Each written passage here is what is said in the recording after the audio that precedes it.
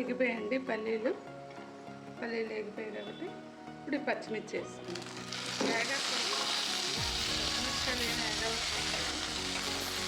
కొబ్బరి కూడా stove off చేసి చేయాలండి. ఇదంతా స్టవ్ ఆఫ్ చేస్తుంది.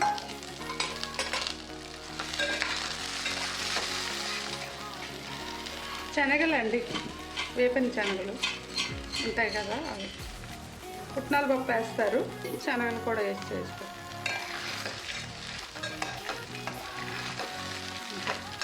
అయిపోయింది. చిన్న అల్లం ముక్క, జీలకర్ర వేసి మిక్సీ పెట్టుకుందాం. అయిపోయిందండి. దీన్ని చల్లగా అయిపోయింది. ఇప్పుడు దీన్ని మిక్సీ పెట్టుకుందాం.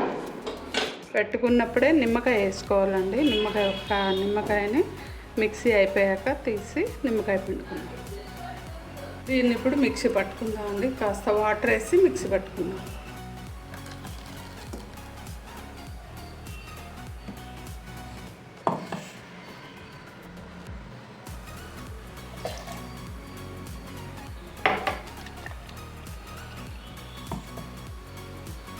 ఇప్పుడు ఈ చట్నీలో కొంచెం చట్నీ తీసి పక్కన పెట్టుకుందామండి. అంతా ఇప్పుడు కలపట్లేదు, లెమన్ సాల్ట్. నెక్స్ట్ డే మళ్ళీ అవసరమైనప్పుడు మళ్ళీ లెమన్ సాల్ట్ కలుపుకుంటానండి. ఇందులో సగం తీసేస్తాను. చక్కెర రసం కలుపుతున్నాను అంతే, ఒక చక్కెర అంతే. దీనికి ఇప్పుడు పోపు వేసుకుందాం.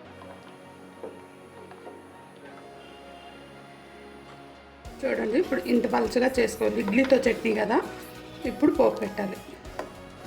సాల్ట్ కలుపుతానండి. ఒక స్పూన్ సాల్ట్ పడుతుంది.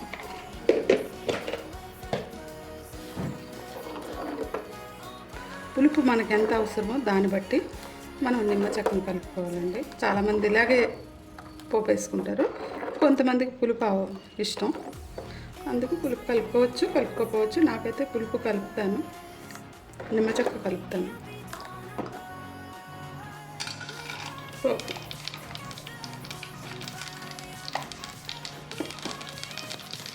శనగపప్పు, మినపప్పు, జీలకర్ర, ఆవాలు, ఎండుమిరపకాయలు, కరివేపాకు, 2 ఎండుమిరపకాయలు, కరివేపాకు.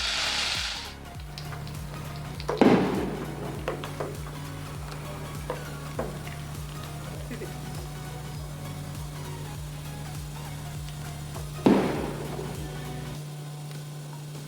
చట్నీ విధంగా ఉందండి.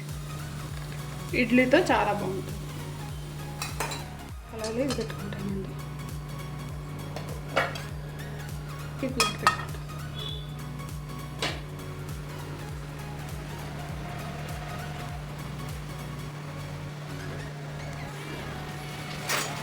దానిపైన ఇలాంటిది ఒకటి పెట్టుకుంటానండి. స్టాండ్ పెట్టేసుకుని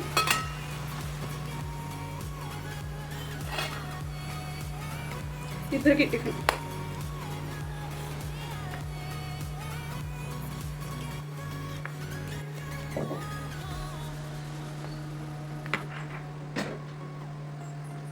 చూద్దామండి. అయిపోయింది. ఆఫ్ చేసేద్దాం స్టవ్. ఒక్క 2-3 నిమిషాలు ఉంచాక ఇడ్లీ తెద్దాం.